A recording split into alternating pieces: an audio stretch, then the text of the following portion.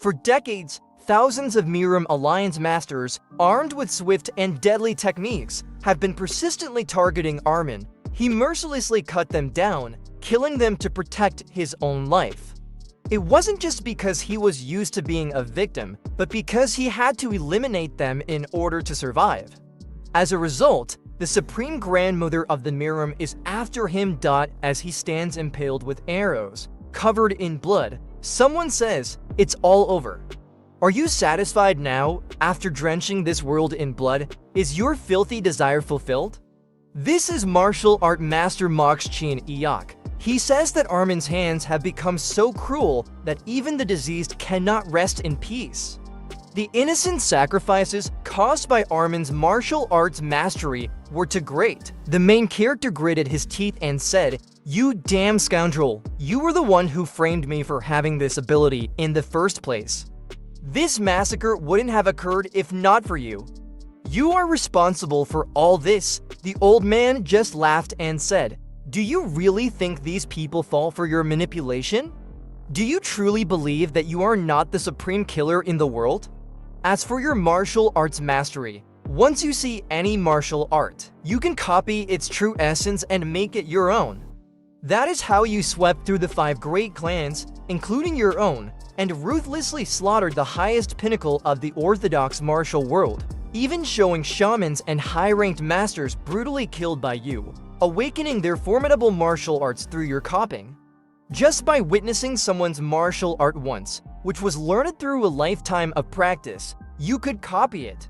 Moreover, losing mercilessly to your own martial arts, can there be something more horrific than that? They have been running away, fearing the day they confront that nightmare. And it was you who ultimately killed them with such cruelty. Isn't that right?" The main character, shocked by his words, says, "That is ridiculous." As he pulls out his sword, he declares that he was just trying to save his own life. The old man says, "It doesn't matter. For decades, you have committed more killings than any demonic or monstrous being. Take a look around. Isn't this scene enough to show who the supreme murderer is?" The main character laughs and says, "Does it really matter now? I'll be dying soon anyway, so what does it matter?" As he says it's about time he met his demise, the main character rushes at the old man, declaring that he will not travel to the other world alone and will take him with him. A clash starts between them. We see the main character attacking while the old man slightly dodges the blade. The old man grows wary of the main character's astounding speed, blocking his attacks. When the main character aims for the old man's throat, the old man takes a step back and uses his most powerful skill, saying that the main character is a stray cat that can never defeat him. As he charges up his power, a blinding light appears. He says he will burn the main character's soul from the slash, and a purple light emits. The main character, replicating the technique, uses a red light. The old man realizes that the main character can even replicate the Nobu poisonous gate sword technique. Both prepare for the immense recoil. The old man laughs and says, "It's all over." Suddenly, an arrow heads toward the main character with astounding speed. Multiple arrows are shot, and one of them impales the main character's chest. As he coughs, more arrows come towards him, impaling him and making him unable to move. The old man has used hidden archers to attack the main character. As the old man approaches, he says, "You are finally on your knees. Don't harbor too much resistance. Isn't this an opportunity to meet your former ally, the one called the greatest dragon in the world?" The main character, hearing this, grips his sword tightly and says, "How dare you mention her name?" Her name was Nambung Sion. She was the only martial artist the main character ever acknowledged. The old man says that the main character's attitude changed just by hearing her name. The main character, still resistant, says, "How dare you take her name?" Nambung Sion was once the highest reputed person in the Orthodox faction, but after falling in love with the main character, she was executed, leaving her family in disgrace. The old man reveals he has some final reports. She had a son with him, named Nangang Qian. The child couldn't endure the world's judgment and took his own life. The main character is horrified and in shock, saying, "He had a son with her? Moreover, his son took his own life because of me? Is this how I receive karma for being the supreme executioner?" He condemns God and spirits, claiming they should have given him a chance to live properly and that he cannot die in vain like this. He wonders where he is as he opens his eyes. He sneezes and asks, "What is all of this?" Finding rice in his hand, he first thinks he is being cremated, but since he does not have a family altar and martial law states that means he is not dead, he questions how he is alive. He recalls the old man killing him with a distinct glow dot as he gets out of bed. He falls on his face, asking, "Who brought this kind of thing here?" Looking at himself in the mirror, he wonders about his appearance. To people outside the door comment that it is truly unfortunate. It's been 3 days and no one has come to mourn his death. They open the door and say he is the illegitimate son of the supreme killer and doubt anyone will pay respect to him. The main character wonders who they are, and as the servants see them, they suspect it might be a ghost and run out of the room. One even falls to his knees, saying, "A ghost." The main character clenches his collar and says, "Shut up for a moment," as he bumps them into the ground, irritated by the noise. He can't focus at all and asks why he is stuck here looking like a dead body. To tell him everything, we see the main character after the explanation. Putting it together, he's saying that he is Sion's son. In other words, he has possessed his son's body. We see someone calling him, and the main character gets a little startled. As the main character turns around, saying, "Who is this?" we get to know that this is the spitting image of his lover in his previous life. As he sees the face, we see the person touching him on his cheeks. The main character realizes that she looks a lot like her, but she is not her. And why would someone suddenly slap me? We see her crying and saying, "Thank God," as she does not know what had happened, but is really relieved because the main character is okay. We see them going towards his mother's grave, and she says that people change after experiencing death. But does that apply to spirits as well? This is the sister of Nam Young-seon and the main character's now aunt. We get to know that the main character's son used to resent his mother so much because he was the son of the great killer. She wonders why he suddenly wanted to visit her sister's shrine. The main character asked for a moment alone, and as she left the room, she said that she had never seen him before. As she left, the main character said, "Sion, it seems like I have possessed our son's body. Our son should be alive and I should have died, but it happened the other way around. Arson couldn't bear the burden of being the supreme killer's descendant." They say, was it that much of a burden for him to bear that he committed suicide by slitting his own wrist? He says, "You left me and hid the existence of my child." It must have been because of that. They say that even the Namdang clan was on the verge of collapse with the stigma. Perhaps the reason the main character was reincarnated here is because of her and his son, and he swears on the name of his son that he will restore the falling Namdang clan and everything that they should have enjoyed by you and him. At last, he said, "Stay by me and watch me from up there." 15 days later, at the Namdang family home, this is the head of the family. The main character thinks about dreams, and even after his grandson died and came back to life, he has no expression. Well, the main existence of my son was like a poison to his clan. As they sit in front of each other, we see the main character has something to say. As the clan had asked him to go ahead, he thought to himself, "I don't believe that his personality has changed, but people are talking about it." He says, "Look at me in the eyes and say what you want to say." As they both face off each other, he says, "Do personalities change when you die and come back to life? Didn't you call me because you had something to say? You should have come to me before calling." The main character says, "I thought you might be uncomfortable." The man wonders what he's talking about. We see his aunt saying that he usually cannot even make eye contact with the clan head, yet now he is acting like a rebel. She wonders if even his personality has changed. That's too much of a change. We see the main character saying, as the son of the supreme killer, I thought you would want to keep your distance, as the woman wonders, what on earth is he doing? We see the clan head saying, who said that? Who said that I want to keep my distance? You see the main character looking at him sternly, thinking of something, as the patriarch of the clan said, don't casually check someone's inner thoughts. It's the first step towards failure in a relationship. The main character agreed to his word and said he would engrave this in his mind. The patriarch has confirmed his hint and says, this child has definitely changed, as he says, if that was uncomfortable for me, I wouldn't have passed on the Namban castle to you. The main character asked, then why have you kept your distance from me all this time? He replies, did you perhaps lose your memories after coming back to life? The main character replies, no, I have only heard about it. We see his hand shaking as he says, although I inherited the Namban castle as the son of the supreme killer, who ultimately caused your daughter's death, it wouldn't be easy to erase the resentment, would it? The patriarch asked the main character, is that why you made that choice? Looking sternly, he replies, it was difficult to bear alone at such a young age. The patriarch says, if that's the case, then what will you do if a similar situation arises again? The main character said with a stern look, I won't make the same mistake again.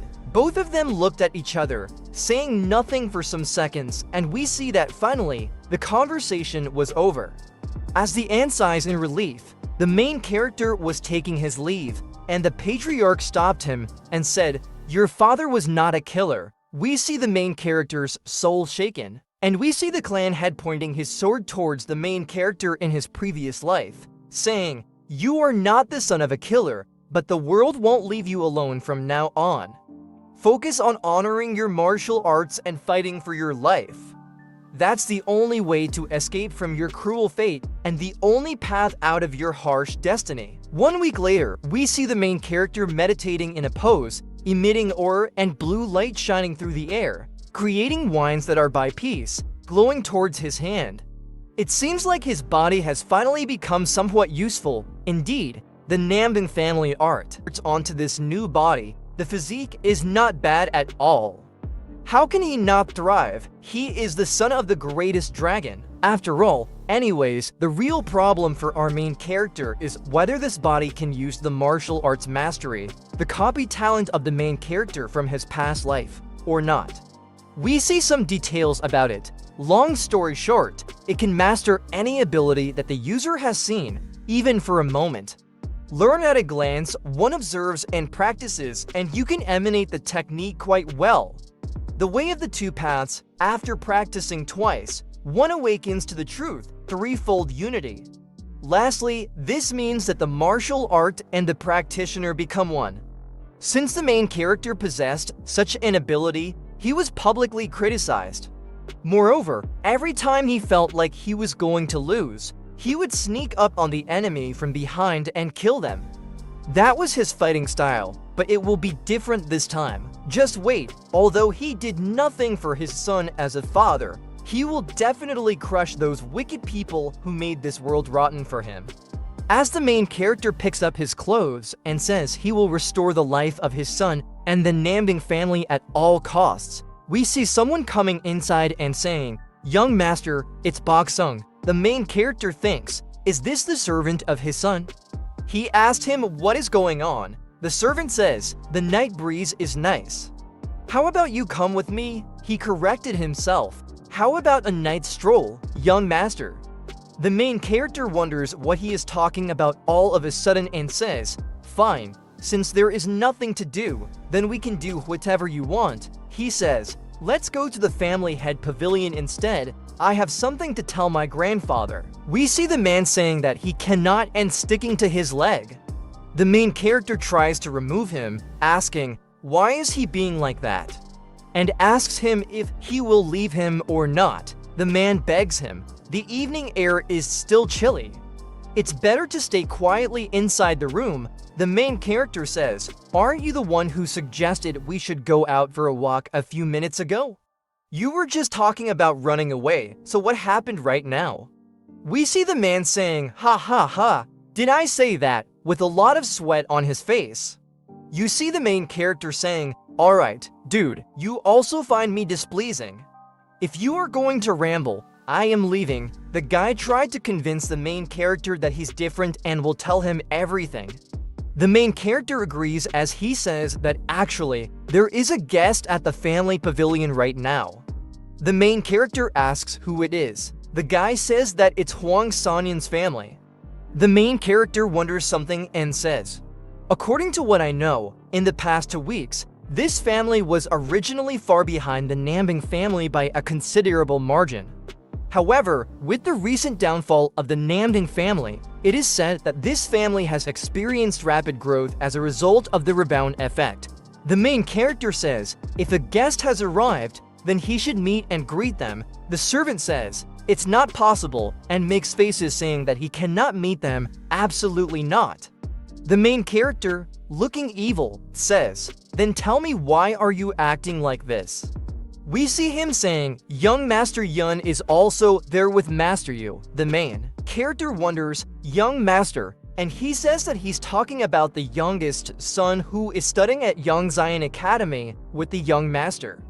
If this is the case, then we are schoolmates at the academy, right? He says, he is indeed your schoolmate. You see the main character saying, come to think of it, wasn't she often assaulted because he was his son? It seems like the brat who came today is also one of them. Without leaving anything out, tell me what that son of a gun had done to me all this time. The man says that the children at the academy didn't even treat him like a human, but didn't hesitate to use martial arts sparring as an excuse for beating him, and even engaged in acts like burning his skin with a hot iron rod. And young Master Yun, in particular, always tried to beat the main character and is a malicious troublemaker. We see the main character clenching his fist, saying, did they really drive my son to death like that? The main character said, okay, then I should go out of the room to get some air. The main character says to his servant that he is not afraid of going. I would, but I'm going to the family pavilion right now. As the door opens, we see someone saying, hey, and saying, so you really came back to life as rumored, and we see this is the man. This is the guy who has to believe the main character. As the main character confirmed his identity, we see the man saying that this guy has changed and that he couldn't even look him in the eye before. We see him getting close to the main character and saying that they said he lost his memories, but it looked like he also lost his cowardice. The main character says, is that all you have to say? The man understands that the guy looks like he is going to tear him apart and wants to kill him. He says, well, that's perfect. I was getting quite bored. He said that he just has to make him start fearing him once again. He asks the main character to spar with him, saying, you have forgotten that you used to spar with me whenever you had time. The main character replies that it was probably just a one-sided beating. We see the servant coming between them and saying that it hasn't been long since the main character regained his strength, so sparring isn't possible. The servant got punched in the face, and the police said that this crazy servant doesn't even know his boundaries, as he trampled him with his feet. We see the main character using his hand and telling the guy to stop it. We see the bully trying to punch the main character in the face, but the main character dodges it. The main character says, there's no need to exert strength before even starting to spar, right? The bully asks, then are you willing to do it? The main character says that he cannot refuse his request and that he has to take revenge. We see him laughing, saying that he just got quite excited. Sorry, he says as the main character picks up the servant. He says, don't worry, it will be quite fun. Since this guy has dug his own grave and created his own misfortune, it will serve him right.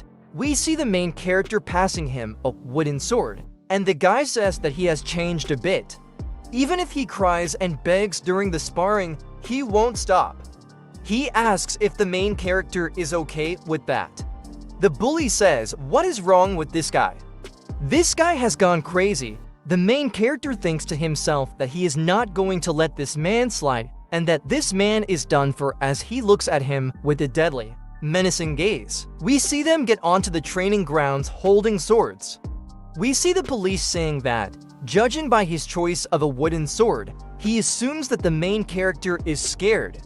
Let's say the main character is trying to defeat him, not kill him. As the match starts, we see the servant shaking and sweating all over, saying that this is not the time and that he must inform the clan leader about it. As the bully launches an attack, saying, "Prepare for my strike," we see the main character with a green hue in his eyes, seeing the flow of energy through his meridians. It's vividly clear that the principles of the martial arts mastery are still intact. We see the main character standing there as the bully says that he had such a wide opening.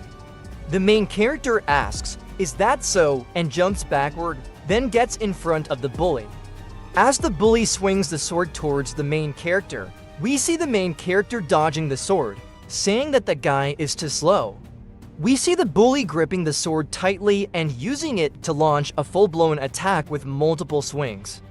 The main character just swiftly dodges them and says, "Too slow.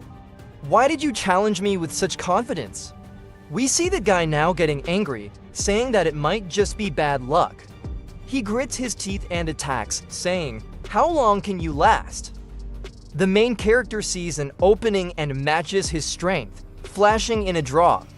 The bully thinks that he blocked that attack and gets angry, saying, "This time, I will really kill you." We see him attacking from the side, jumping towards the main character, and the main character hits him with such force that the bully thinks the main character is trying to kill him. As the main character slashes him with his wooden sword, we see blood drawn from his mouth. The bully is holding his face, coughing, and the main character says, "Stop whining and toughen up," as he holds his neck, saying, "This is just the beginning of our duel." The main character looks sternly at him. At the same time, at the Namding family head pavilion, we see both of the family leaders and the main character's aunt. As the patriarch of the clan looks sternly at the man, he says that it's about time he makes a decision. This is the head of the Huangzhen Yun clan. We see the patriarch saying that his answer will remain the same. The other family leader thinks to himself that just looking at these eyes makes his heart freeze. He says, "No need to be afraid, since when was the Namding family one to back down?" After the eldest daughter, who was hailed as the strongest dragon in the world, fell in love with the supreme executioner, the end of the Namding family started. Who could have imagined that the mighty Namding family would crumble like this? Then a family known for their best martial arts in the world is now barely holding on, thanks to the last virtue of his clan. They sure are arrogant. The man says, "This is not the time to be stubborn, is it?" And says, "Well, this is the only way to do it if you want to continue managing Huangzhen under the Namding family." He says that if that child of their clan married the main character's aunt, they could even partially manage other businesses. He adds that their eldest son has had a crush on her for a long time. He thinks to himself that if they make her their daughter-in-law, it would be the ultimate achievement. They haven't even held the engagement ceremony, and they are treating him if he is already their daughter-in-law. That's what the main character's aunt says. We see the patriarch now flaming with anger, clenching his fist, and flames erupting through his body. This state scares the living daylights out of the other family leader. We see the patriarch saying, "Even if a tiger loses its teeth, it's still a tiger." We see the main character's servant coming into the patriarch hall saying that something big has happened. He says that he apologizes for being rude and interrupting them, but it's an urgent report. They ask what's the matter. He says that their young master and the young master of the other family are having a duel right now. He says that he tried his best to stop them, but the young master wouldn't listen at all. We see the other family head saying, "If they weren't stopped, what does that mean?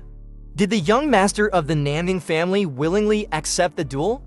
The servant agrees, and the man says that then there shouldn't be any problem, right?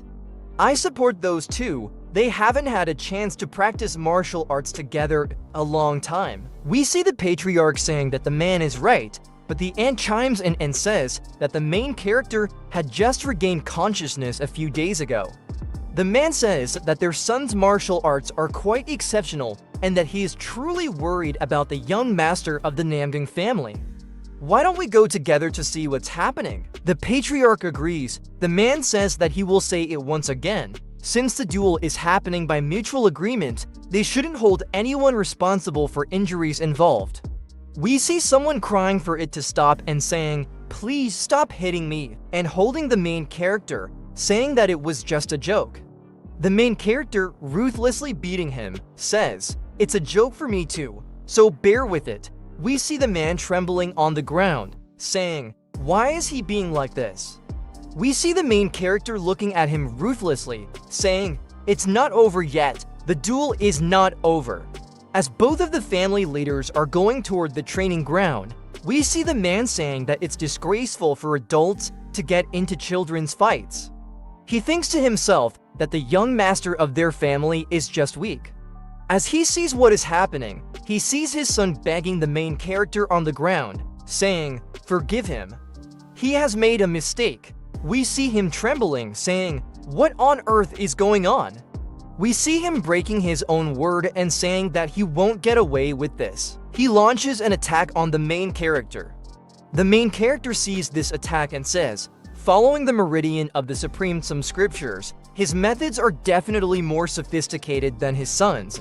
The main character easily blocks the attack, saying, "But in the end, it's just the same." He avoids it, and we see the man accidentally hitting his own son, who flies away. With a look of fear on his face, the main character says, "Oh, that must really hurt, isn't it?" The man, with glaring eyes, says, "How dare you?" and starts getting serious, throwing hands towards the main character. The main character thinks that it is a bit dangerous for this body of his, the only way to minimize the damages. We see a light coming towards the main character and the man. The man wonders what it is, and we see the patriarch saying, "That's enough," holding a sword in his hand. The patriarch says, "What are you doing?" We see the man saying, "You can't see that, my son." ... Double quotes. The patriarch interrupts, saying, "No matter how intense the sparring is, isn't this going too far?" The patriarch says, "Are you taking responsibility for this?" He adds, "As you said before, this was a legitimate sparring session, and blaming one side for an injury is foolish." We see the man clenching his fist and saying, "Let's end it here today." He says that this incident will always be remembered as his fault. He says, "You should be punished for what you did, not being able to uphold what you said, and for conducting a duel without getting permission from the main family. I have been tolerating a lot, so you should leave right away." We see him trembling in anger, saying, "This isn't right." The patriarch calls the main character to come with him. The main character understands and says that he also has something to discuss with the guy. After some time, as all three of them are sitting in the courtyard, we see the main character thinking that this patriarch is quite blunt and unyielding. Even though it was a sparring match, it's almost like he is reprimanding him for going too far. Well, it was unexpected that he intervened to stop the other family's patriarch. We see him saying, "How did you do it, Armin?" The character looks puzzled. The man repeats himself, "Even if avoiding that man's move was a coincidence, how did you beat his youngest son like that?" We see the main character saying, "Because he let his guard down." Isn't it because of pride that the greatest masters in the world become fools in an instant, let alone such a worthless person? We see the patriarch stunned by what he has said. The patriarch laughs a bit. The main character wonders, is it time for scolding? The patriarch just says, "All right." The main character wonders if he's not going to reprimand him.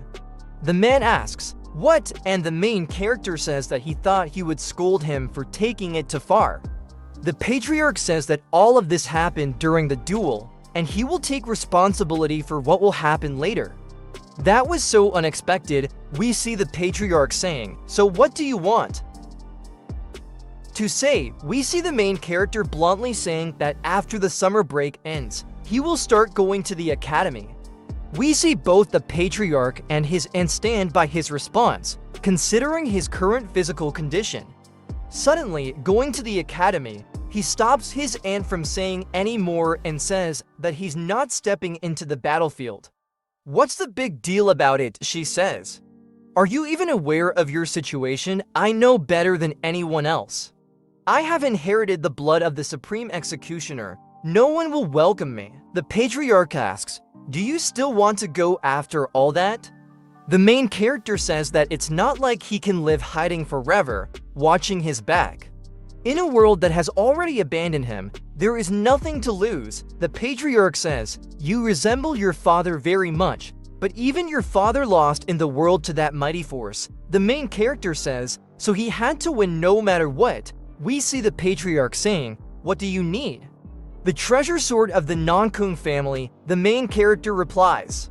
We see both of them getting terrified after hearing this. The main character says his mother's heavenly sword and asks, please present it to him. We see his aunt saying, hand over the family treasure sword. Do you even wish to preserve your mother's heirloom? She says that it's the most cherished sword of the patriarch, and he would never give it. We see the patriarch saying, handle it with care. No one should take the meaning behind this sword lightly. The main character says that he will keep it in his mind. The patriarch orders to give the sword to this child. The aunt is a bit surprised hearing that. We see the servant crying, saying, young master, please take care of yourself.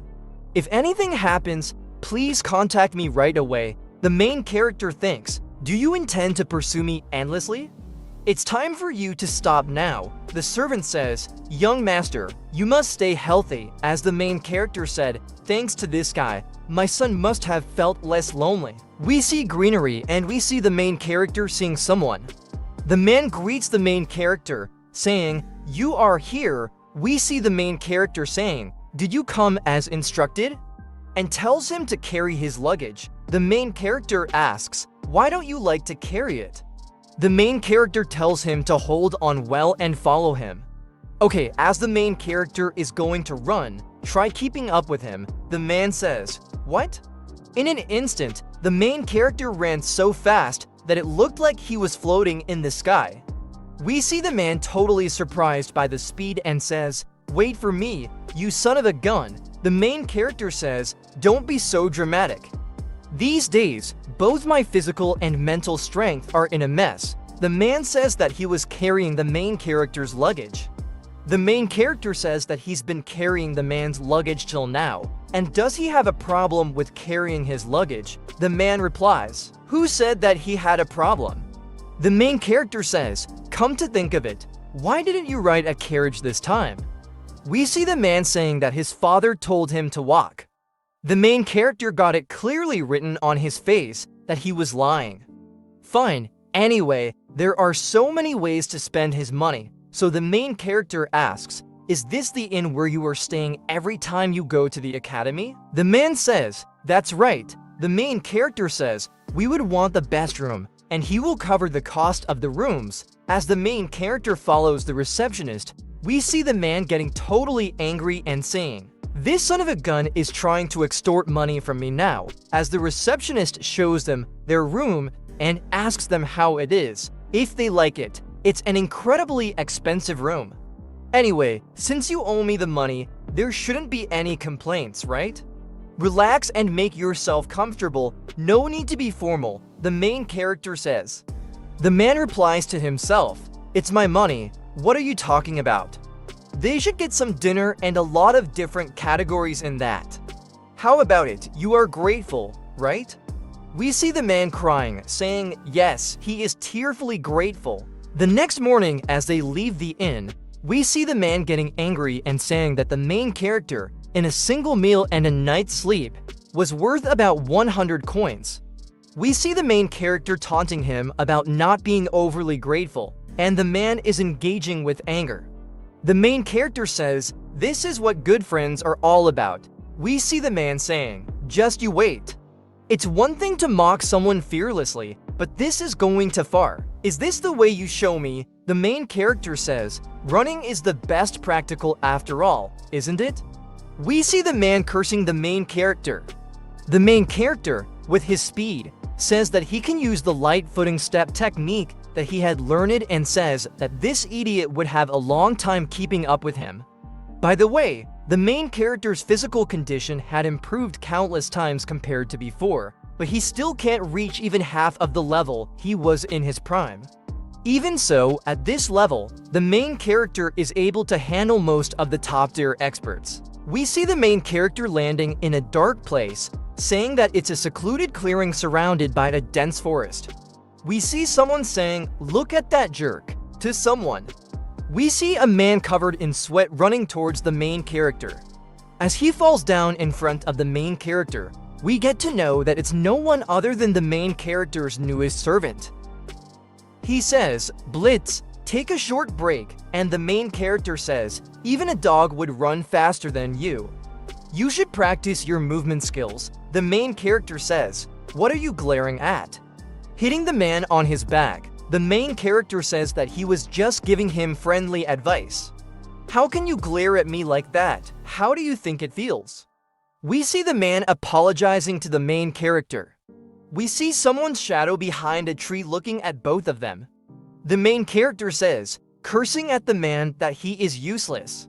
The man says, what would he curse at the main character? How would it benefit him? Laughing, we see the man in his mind saying that he has spent over 100 coins on the main character, and how can he not curse him? Saying in his mind, "This is my money, you son of a gun." We see the main character coming closer to him, saying, "But who are you waiting for? You've been looking for someone since earlier." As the main character talks to him, we see two people holding knives coming behind the main character.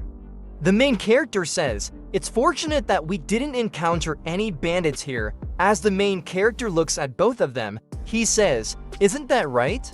We see these people saying, "Our adorable young master, why is he in such a hurry?" These people are going to get their butts turned in by the main character. The main character thinks to himself that there is only one first-class master, and the rest of them are second-rate. We see the old man saying, "Why are you in such a hurry?" The main character says, "Isn't the bald man the leader then?" The main character says to him, "We are heading towards the academy. Why do you ask?" We see the bald man take it as an insult and say, "Do you really think that?" The main character says this person holding my luggage is just pretending to be brave and that he will teach him a lesson. The bald man says that this kid is quite bold and says that losing your head can endanger your life, you know? We see the main character saying, "Are you guys just a bunch of thieves?" As a sword is pointed toward his neck, we see the bald man enraged saying, "Don't we look like masters rather than thieves? Do you? If you give us what you have, we might spare your life." The main character says, "Sorry, but I don't have anything." But this kid is pretty loaded and he is also quite strong. The guy just throws up with fear. We see the old man saying, "So the young brat is betraying his friend. Where did you learn all of these bad things? Hand over everything you have." "I will ask only one time." The main character, now releasing his aura, says, "Are you seriously just some thieves?" Think carefully and answer the question. The answer is really important. They scare the living crap out of the bald man holding the blade. The bald man thinks, "What's with that gaze?" and tries to attack our main character by swinging his sword, saying, "Such an arrogant child. To think that you need a taste of my sword." We see the main character, now releasing his aura, saying, "This makes it easier for me to deal with you." We see the main character saying, "Back off if you don't want to get caught in between and get beaten up." The man just threw the bag at him and said, "What if I don't want to?" The main character thinks that he will eventually get beaten anyway. "Didn't I tell you, you will die if you lose your head?" As the main character sees the man coming too close to him, he blocks his sword, saying that his skill quite matches his personality. We see that the main character had such power that the man's hand bled, and the main character got his energizing feeling. "Oh, finally holding a real sword after a long time, it feels like my blood is boiling." As the bald man died to avoid the slashing attack of the main character, we see the main character now, with his endangering gaze attack toward the bald man. As a cracking sound appeared, we see blood on the floor, and the main character's servant said, "Did you really kill him?" The main character said, "Don't make a fuss. He just fainted, that's all, as the main character grabbed his sword with an evil look on his face. Cheating his sword, he hit the bald man on his head, making him awake, and did it countless times even though the bald man was apologizing and trying to make him stop. We see the man on the ground, and the main character saying, "I barely hit him a few times, and he fainted." We see the other members of his group saying that the madman of a child killed their leader. The main character said, "All of you bandits, don't just stand there, come at me all at once." We see all of them thinking that they have numbers and attacking toward the main character. The main character dodged every one of their attacks. We see that these people were so inexperienced that they even slashed each other. As the main character used his sword, he moved forward, then with an incriminating grace, jumped on the swords of the bandits, saying, "Ain't I impressive?" As he slashed toward the bandits, creating a massive attack, we see birds crying out and his servant terrified of seeing blood and corpses on the ground. The main character called out to his servant, asking when he told him to step back earlier. What did he say to the main character? As the main character was covered in blood, the servant explained that he was just helping the main character out and thought to himself that defining the main character right now would be dangerous for him. We see him saying to let these whatever these guys had on them. We see the main character saying that he had a brilliant idea for once, at least giving him some credit. We see the man collecting it, saying that there was quite a lot there. Our main character, slightly grudging, said, "Damn it, this money wasn't prepared for me. This shouldn't be enough to get a carriage." The main character said, "Before we leave, we should check their faces." We see his servant terrified, saying that if he finds out that they are his relatives, he will be added to the dead list. We see the man saying that looking at their faces might cause trouble if these guys keep chasing us to kill us.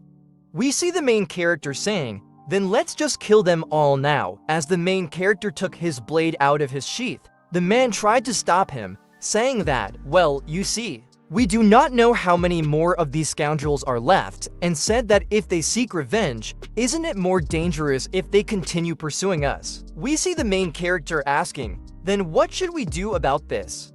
We see a cart loaded with men in masks, and the main character is sitting inside it, saying, "What a smooth ride it is." The main character said, "Well, since I sparred with these guys, don't mess up the carriage ride, okay?" We see the main character making all of these killers his servants. We see the man gritting his teeth, saying, "Damn it, why did things have to take a turn like this?" It looks like the main character is going to have a fun life in the academy. We finally observed their carriage arriving towards the province capital, Mohan. People around them were quite hesitant and shocked after seeing these masked men running beside the carriage. They wondered, why are these people wearing masks while going around? Indeed, they look like a gang of thieves. The main character, who observes everything from the window of the carriage, thinks to himself that it's befitting of its name as the capital of the province. It's bustling. We see the anger suffusing as someone makes a fist with trembling rage. We observe that this is the same guy who used to bully the main character, and still, as his plans have failed, he thinks that the main character is a son of hers and that he has really pushed past his limit to annoy someone. The main character does realize that someone has a bit of a bad temper toward him. As he turns his neck toward the man, he says, "So, you said that there are 3 academies in Wuhan, right?" "Of course," the boy said, a bit scared of the main character. The Mohan Academy, the largest affiliate of the Murim Alliance, with the most disciples from the 9 grade schools. It was established by several prestigious families like the Muyong family and the Cha Ching Dang family, who pooled their wealth for its creation. We see the boy explaining to the main character, "That's the academy we are going to, but seriously, why don't you remember anything at all?" Of course, the main character got a bit angry at this, saying that he's just saying, "I don't remember that place." He thinks to himself about how, if he had known, he might have been his son. Things might have been different. The main character is quite deeply affected by this thought. Anyways, he says, "Among the 3, it seems like the Murim Academy is at the bottom, right?" Well, that is quite the truth. But the boy starts to defend the fact by saying that it's a great academy that ranks among the top 3 in the martial world. It also has the deepest history and traditions, the boy continues. The main character just thinks, what do you guys learn in the academy? We get to know that they learn about many majors and minor affairs of the martial world. Not just that, but the organizational structures and tasks of the Miram Alliance. They also learn about duties in the local government and on the battlefield. They also participate in expeditions from time to hone their practical combat intensity. The main character just says with a smug look, no wonder you said that one would rather follow the Miram Alliance than engage in empty talks about martial arts.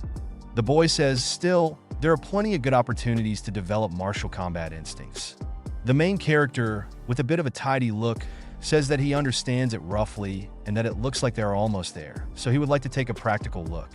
We see the boy trying to ask the main character about something, with a slight grimace and a bit of hesitance in his voice, saying, about the duel between us, can you please keep it a secret? The main character asks, what? We see the man saying with a hesitant face, a scared look, and a disappointing temper, I lost in the sparring with the main character, and can you keep it a secret? We observe the look of the main character, who is absolutely angry at this, thinking about how this guy is just a narcissistic jerk. The main character's son was really tormented, and he's trying to hide that fact. You will be exposed soon. It's pointless, you pathetic jerk, the main character thinks to himself. He laughs a bit, thinking about how he's going to make their life a living hell. But on the surface, he smiles and says, let's see how far that goes. All right, I will keep it a secret for now. The man says that he is really thankful for the main character's words and that he is grateful. Empty words indeed. But the main character, like a sly snake, says that there is something he will need in return. He needs to know everything about their classmates one by one. Well, inside the Miram Academy, we see a lot of people gathering around as it looks like it's just the start, so it's still quiet for now.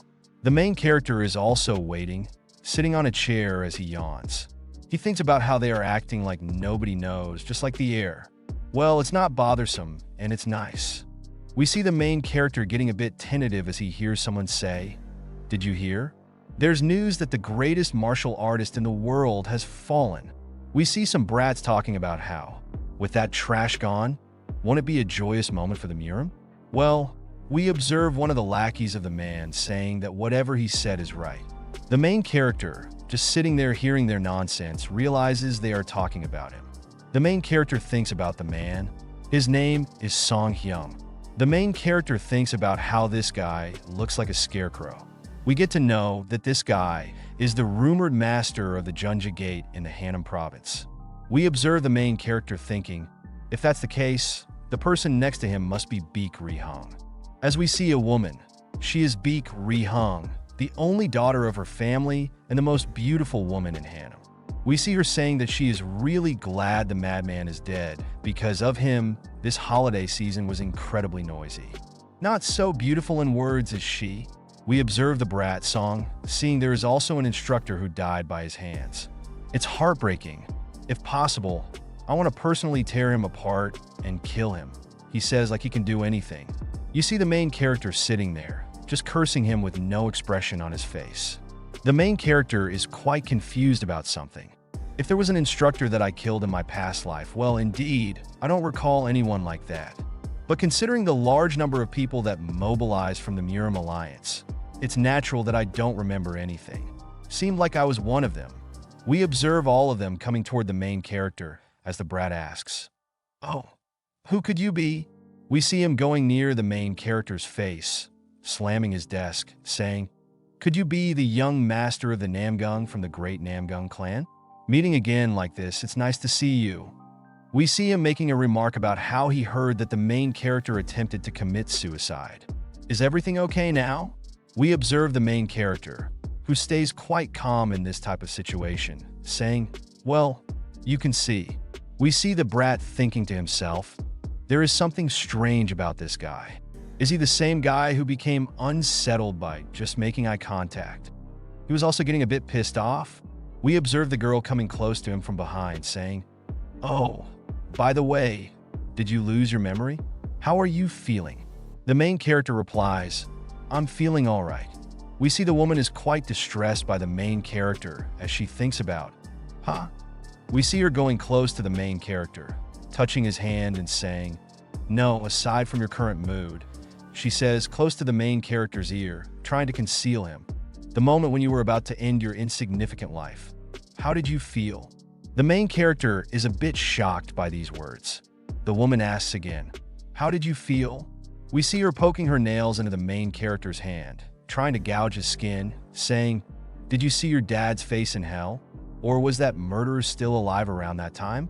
We see her taunting the main character, saying, "Then did you meet that pig who gave you birth? They say she deserved a good spot for you and your dad in hell."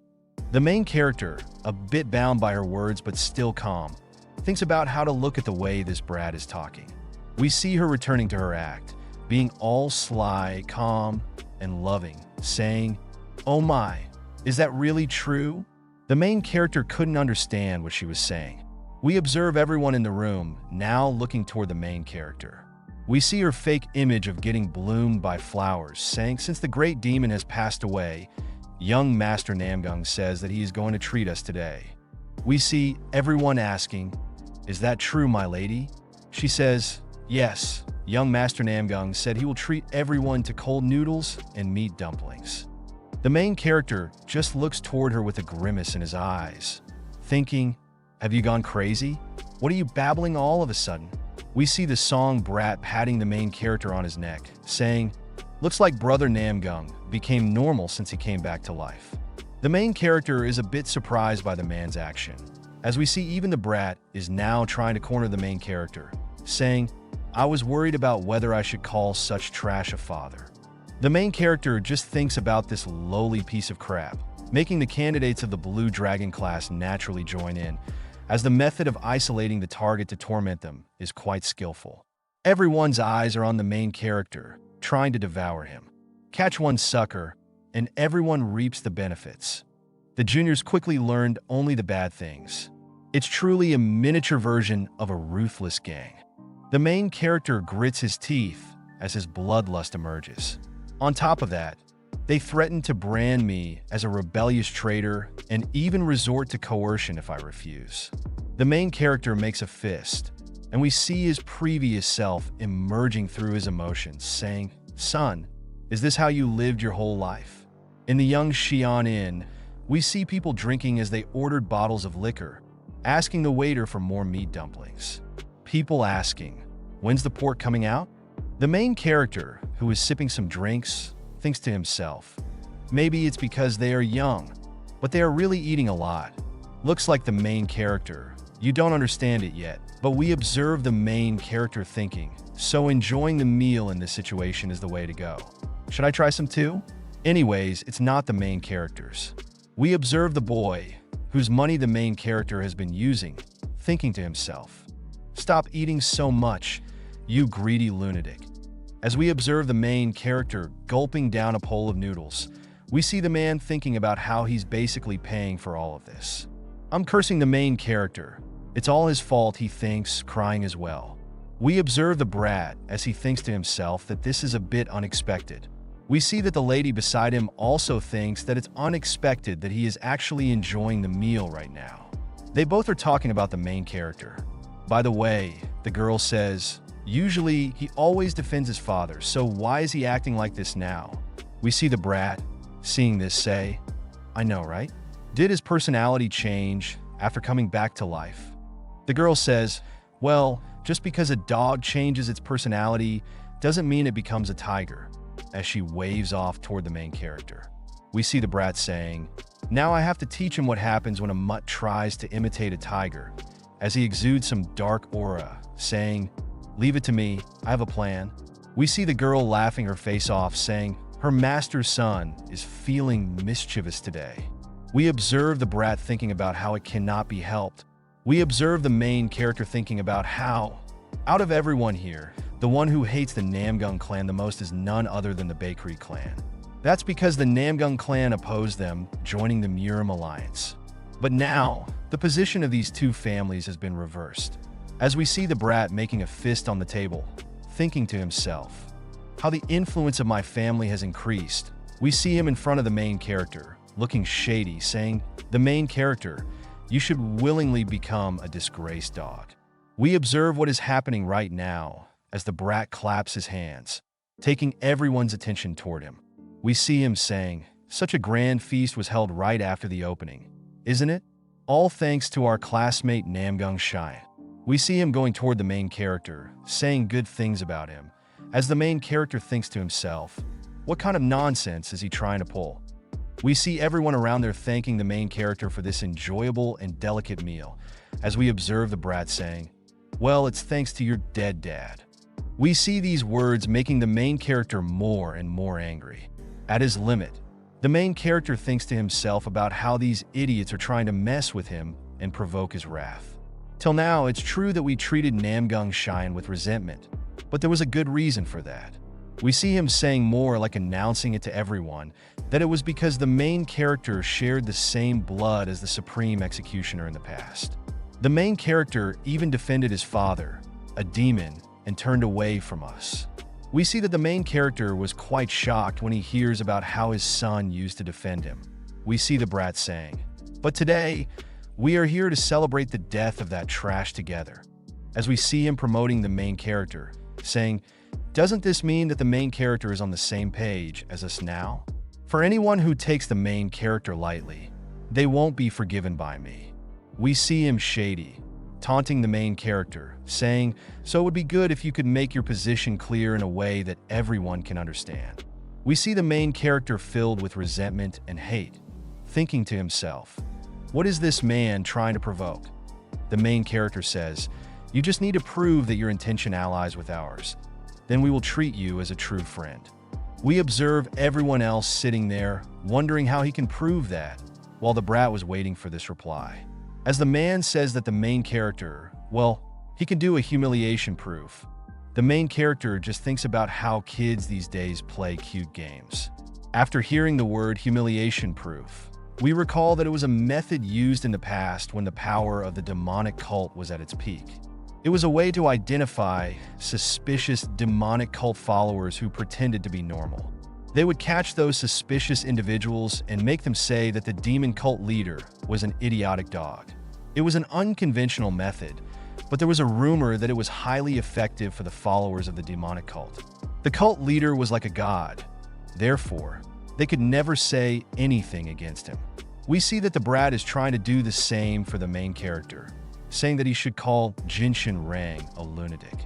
We see him announcing, if the main character says that, we will acknowledge him as a true friend, as everyone accepts it, even praising the brat, saying that he is wise indeed.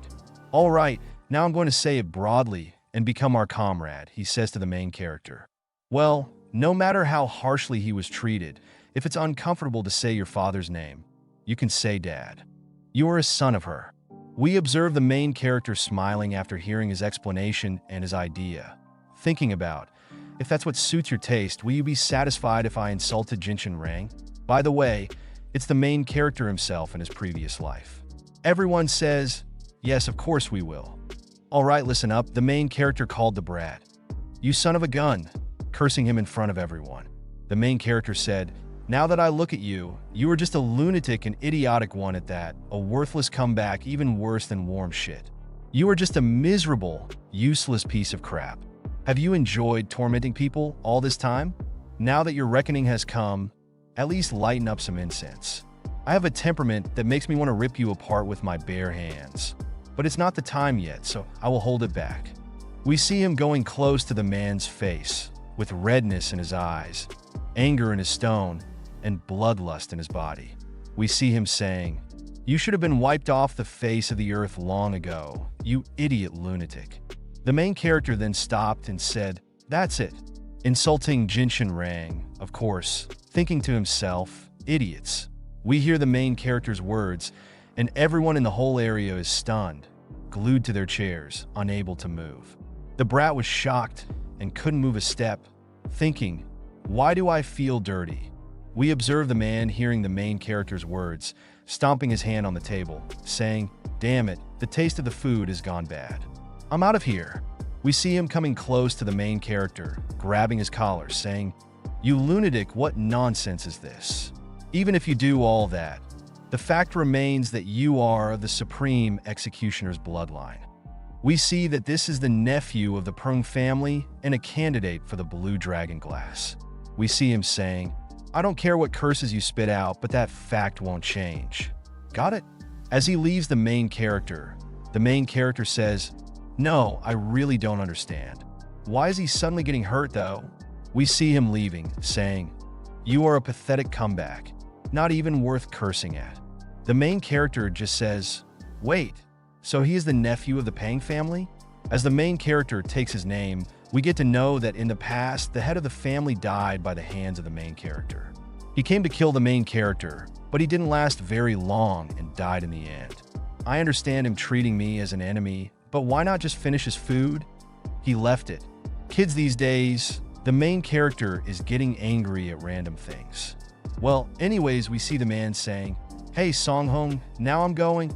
Memory is not fully restored yet. Maybe it's better to end it here today. We see the girl getting up from the table abruptly, as her plans had all failed. We see her saying, "How dare you interrupt us?" as the man was holding his face. We see her saying, "It's not like you lost your money." Well, she doesn't know the truth, but we see the boy saying, "That's not it, but I can't tell them that I have lost all my money to Namgung Cheyenne."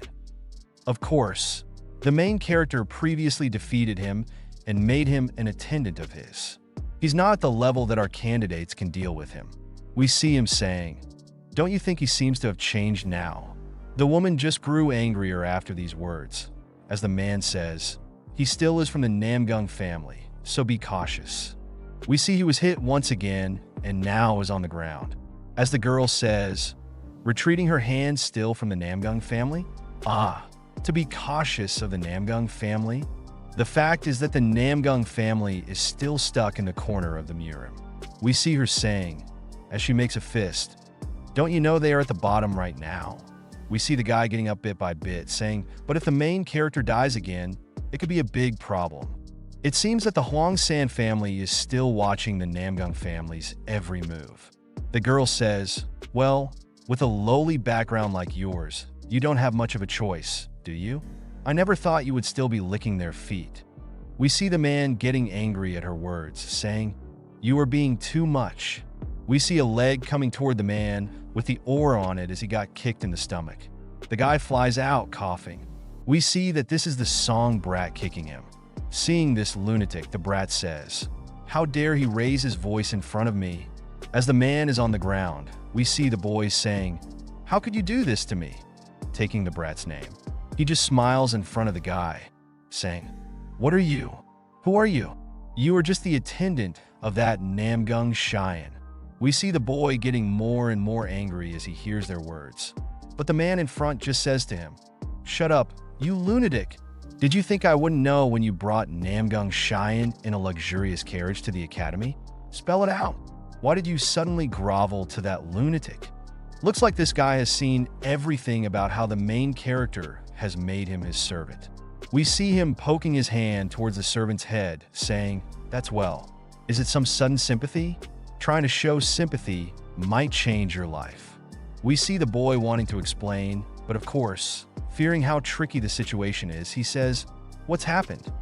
We look at it, and the guy has spilled everything he knows, and the conversation is on its way. The Song Brad just laughs at what the man says, saying, Is this some kind of a bad joke?" We see the main character's servant saying, "Your words are too much." He is getting angrier and angrier, but the man just kicks him once more, saying, "You moron still hasn't regained his senses." As he flies across, we see him getting a beat down as the Song Brad says, "You still have the energy to talk back?" We see him gloating, absolutely pummeled, as he clings to the feet of the guys, saying, "I made a big mistake, please forgive me," asking for forgiveness and barking like a dog in front of him. We see the man finally at peace, saying, "Phew, do you know your place now? Since the main character passed the test today, you should take over the main character's position." Looks like they're trying to make this guy their dog now. As the main character is a bit hard to get, he was very scared of it. The girl laughed towards him, saying, "Birds of a feather flock together, it seems. What are you doing, you damn lunatic?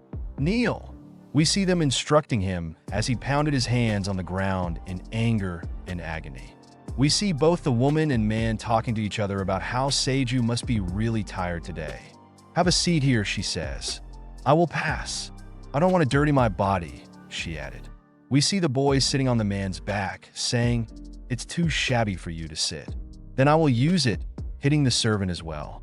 The girl says, "Will you leave the main character as he is?" He asks the man, "Of course, would there be such a possibility? Don't we have to make him kneel down? Same as this lunatic?" He says, "Looks like they are not going to give up on him. First beat him till he's almost dead and unconscious. And then, when he's weakened, insert a few centipedes into his nostrils. Wouldn't that also help restore his energy?" We see the girl laughing, saying, "You are behaving mischievous. But since we promised to acknowledge each other as friends, using force must always be the last resort." She says, "Do you have something else in mind?" The boy asked. We see her lunatic side with a disgraceful aura on herself, saying, "This time, let me give it a try." We see her saying, "I may not know as far as to go kill him, but I have the confidence to make him unable to even set foot in the Murim." She's got quite the confidence in herself. We see that this servant has finally returned to his master, lying on the ground. As the main character is standing on top of him, he says, "What grab is this in the middle of the night?" We see the man kneeling on the ground, saying, "I also want to become strong like you," begging the main character to teach him. "Tell me, how did you become stronger?" We see the main character looking disgracefully towards him, saying, "Did you think a jerk like you can train for a day or two and become stronger? Get lost. I have no intention or desire to tell you." We see him saying, "You can't leave me like this," begging him, even pulling the main character's clothes, saying, "Was it by chance? Or an elixir? Isn't that what it is? Or is there something else?" We see the main character saying, "No, you're not going to let me go, are you?" We see the man begging the main character to teach him, saying, "I can't let you go. If this continues, I will end up living a life worse than hell. This is all because of you, because you acted differently than usual. Those guys took advantage of me instead." We observe the main character couldn't handle this guy anymore and just kicked him in his chest, throwing him as far as he can. The main character said to him, "What worse than hell? You silently saw me through all that, but your life is hell." We see him grabbing the man's hair, saying, "I can suffer, but you can't. Don't you know you are the same as those lunatics that are bullying you?" As the main character gave him a death stare, the man apologized to the main character and said, "Please tell me, otherwise I might end up becoming a fool like you." We see that this just angered the main character more and more. He says, "Ha ha ha, become a fool like me? Are you taunting me? Should I stop hesitating?" The main character thinks to himself, for once, with his bloodlusty mitting, thinking about how he should just kill all of them at once. The main character just slapped the man across the courtyard, taking a breath, saying, "If that's what you want, then I will tell you." The man on the ground says, "What is it? Please." The main character, with his deadly eyes and bloodlusty mitting, says, "You should experience that hell once deeply, at least once. Then you might become strong. You lunatic idiot." It's already the next day as we see our grand pavilion. We observe the main character has gone inside it, where people are welcoming the main character, saying it's good to see him, treating him like a friend. The main character, surprised, notices all of this and notices his servant, the boy who was sitting all alone at the calligraphy desk, all gloomy like a rid of a back alley. The atmosphere changed in the blink of an eye. The main character thinks to himself, "But anyways, youngsters these days are a bit too soft." We look at the boy, who has been beaten to a pulp, as sweat suffices his whole body. The main character said, "People are soft these days, especially when it comes to adapting to mischief." The political factions are getting messy in their discussion. He thinks to himself as he sighs, eyes the boy, and goes on with his work. We observe how the songbird is treating the main character all friendly, saying, "Welcome, Namgung Cheyenne. Welcome. Did you have a good night's sleep?" The main character was quite a bit outstripped by his friendliness as he still looked towards the boy. We see the brat saying, "By the way, does your friend from the neighborhood seem to have a bladder control issue? The smell is quite intense. How about giving him a wash?" The main character asked him, Why should I? We see the man replying, well, I suppose since he is from the same neighborhood. The main character just says to him, so since you're all from the same neighborhood, do you all just help each other out with baths and such? Taunting all of them in one fell swoop. We see he was quite shocked by the main character's words as the main character embarrassed him in front of everyone. We see him getting all blushy as he says, what are you talking about? That's not possible. Never mind that. We observe the girl taking the main character's name as she comes in front of him, saying, thanks to you, I had a good meal yesterday. We see her rolling her eyes, saying, by the way, you've become quite strong, haven't you? What's your secret? The main character said to her, what's secret? We see the girl looking towards him with a lecherous gaze, saying, your secret to getting stronger. Is it some elixir? The Namgung family might not be able to afford that luxury for now, so it must be something else. The main character just says, I've always been strong, you know. The girl just laughed at it, saying, oh, is that so? She says with her slimy mouth and her snake-like tongue, Lord Namgung is quite an interesting fellow. So, why did you keep your skill within until now? We see the main character emitting his aura, looking in her eyes with a jolt, saying, Gango is the kind of place where revealing your full strength is advantageous, just perfect for turning the tables. She says, then why did you only decide to showcase your skills now? The main character replied, after facing death once, I understood the importance of revealing my abilities to an extent. We see the girl looking towards the main character, thinking about how it's certain that he is different from before. Well, even if you improve your skills, you will still be a pushover, she thinks to herself. We see her saying to the main character, could you perhaps teach me a thing or two as well? How about dinner tonight? It will be my treat, she asked the main character. The main character just bluntly said, by me? Are you interested in me? We see the girl calmly taking it, saying, of course not. There's no way. I'm just curious about the secret behind Lord Namgung's newfound strength, that's all. The main character just smiled and thought about how she is very amusing.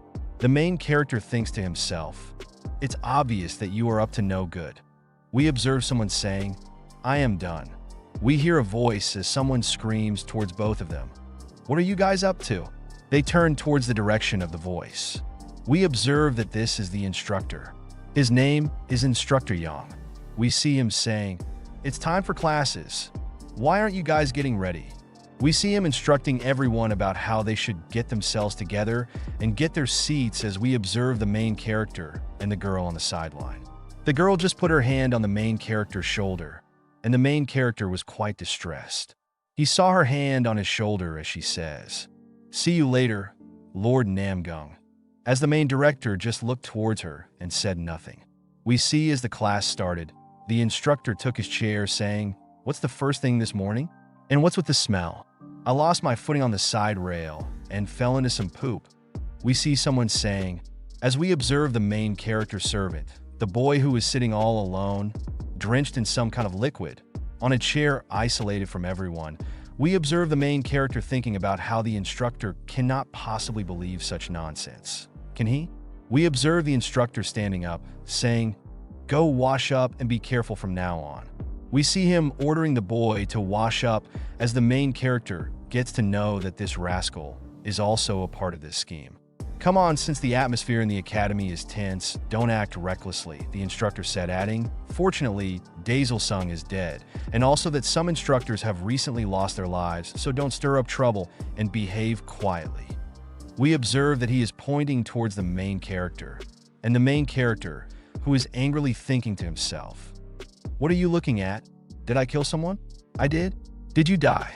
The main character realizes that in his previous life, he was the one who killed every one of them. That we get to know that today, they're going to learn about the structures of the Murim Alliance, Qing and Tang, and first, he's going to explain the rules of each of those factions. We see that it is the end of the class and the end of the day as we observe the boy, who is drenched in God knows what, walking towards the courtyard. We observe the main character calling him. We observe the boy gloomily looking towards the main character, saying, are you going to meet that girl? You know that it's a disciplinary momentary measure, right? The main character just said that he hadn't planned on going initially, but now that I think about it, I might as well give it a try. We see the boy trying to stop the main character, saying, I am not sure what you are thinking, but it's probably best not to go. We see him clenching his fist as he says, no matter how strong you are, dealing with them would be difficult. The main character just says to him, Azura, why are you suddenly doing something you never used to do and talking nonsense? Are you really trying to be a sucker or something? We see the main character saying as he leaves, I will handle it myself tomorrow. I don't need any advice or anything like that. We just observe the boy saying, I'm just telling you this because it's something I said out of concern for our past relationship. I said it thinking about those darn times when we used to be close. Oh, that's a twist. It looks like the main character, when he was a child, was best friends with this guy. Well, we observe that at night, this is the Academy Support Center nearby. We observe the girl looking bright in the moonlight, standing there, saying, You really came, Lord Namgung. The main character just bluntly said to her, You called for me, didn't you? We see the girl angry, but containing herself. We see her saying, Thank you for making the time, even though you are busy. We observe the main character asking her, So why did you summon me? The girl says, as I mentioned, I wanted to experience the martial art of yours and wanted to learn a thing or two from you. We observe the main character saying, So you were suggesting a sparring session? The girl joined her hands together, saying, Indeed, yes. I want a fair sparring match. Let's test our skills using only martial arts techniques. The main character just looked towards her, saying, Sure, bring it on. I will concede the first move. The girl didn't waste even a second and lunged towards him, saying, All right, gladly. We observe with a powerful force she comes towards the main character, thinking to herself, Well, look who is showing off. We observe that she had made a very powerful energy and integrated it into her hand, while hitting the main character fair and square as her first hit. The main character just lied back and canceled out her attack with the attack of his own. We see the main character calling her, but she is on the attack front, wanting to harm the main character. The main character just thinks to himself in the midst of the battle, You are not bad at this, kind of better than that brat I fought before. I guess you are hitting that top-tier beginner status. She thinks to herself, But taking on someone like me in martial arts, bold move, my friend. As she tries to land a hit on the main character in the Blue Dragon faction, I pose that there is hardly anyone who can match up against me, but today I am not aiming to win, she thinks to herself. As we see her containing a massive attack in her palm, radiating energy emerges throughout her. We see the main character thinking about ready as he saw the attack coming. We observe his focus on the attack. He thinks to himself, First, let's deal with these hands. As we observe her hitting him on the legs, the main character was caught by surprise as we see the main character getting pulled in towards her, slowly but surely, as he thinks, What's this? Why is she falling over? We observe on the ground, the main character just falling on top of her, as she was the one initiating this. The main character couldn't understand what was going on here. What kind of treachery is that? We see her saying to the main character, Lord Namgung, being outside at this hour is already a serious violation. And a sparring match now, is it for revenge? We see the main character quoting onto what she has planned for him and thinks, Is this for real? What did I do wrong to deserve this? She screamed out. The main character thinks to himself, I have never encountered such a lunatic before in my life. As we observe someone coming towards them with 2 fingers coming fast, we see the main character taking a name, Jin Young. We observe the main character getting hit by her fingers in multiple positions. She thinks to herself, Stupid fool, just because your crazy skills have improved, do you think you can swagger around all high and mighty? The main character has realized this, that her mission is to make the main character a scarecrow, isn't it? Not surprising at all. On the surface, it's just a violation of the rules, but when the instructor or fellow students discover us, it becomes a tricky situation. We observe the main character getting more and more angry by the thing that the woman just tried to trap him in. We see him giving her a slight smile, saying, That's one crafty move, but we observe the main character radiating with some kind of energy as he says to himself, You overlooked one thing, the accuracy of the acupuncture position. As we see the main character hitting her acupuncture points in just a second, she couldn't even move or hesitate a bit. The main character says, if it's the blood relocation technique, it's not a big deal to change. Beside the girl, saying, I touched your vital acupoints. How did you move? The main character just picked her up by her collars, saying, is that important right now? As we see the main character picking her up into the sky, and now he himself is on the ground. She wonders, what are you doing? Is that really what I am after? As we observe the main character making a punch towards her while he's on the ground, we see the main character hitting himself as she is on top of him, screaming out loud, don't do this. Back off, you coward. I won't submit. Please stop hitting me. The main character sees the whole situation that was happening. She is now trembling, thinking about how the main character is a crazy lunatic. We see her saying to the main character, are you mad, man? Can't you release this right away? As we see her trembling to even move, the main character has blocked all her acupuncture points. The main character, who is beating himself, says, not until other people come and see you acting like an unhinged lunatic. We see her screaming out, saying, release this right now, you lunatic, before I really kill you. You see her anger and her distressed face as she was going to lose her reputation, her respect, everything. The main character made a slight gesture of energy in his hand, saying, hey, calm down. He had considered this a gift as we observe the main character doing something which made the woman's whole body covered in bluish energy. She couldn't wonder what the main character was doing. She thinks to herself, this energy throughout my body is running wild on its own. I have disrupted the flow of your inner energy. The main character says to her, so you will suffer for a while. The hopes of someone arriving there, as that certain someone says, where is that scream coming from? It seems to be from over here.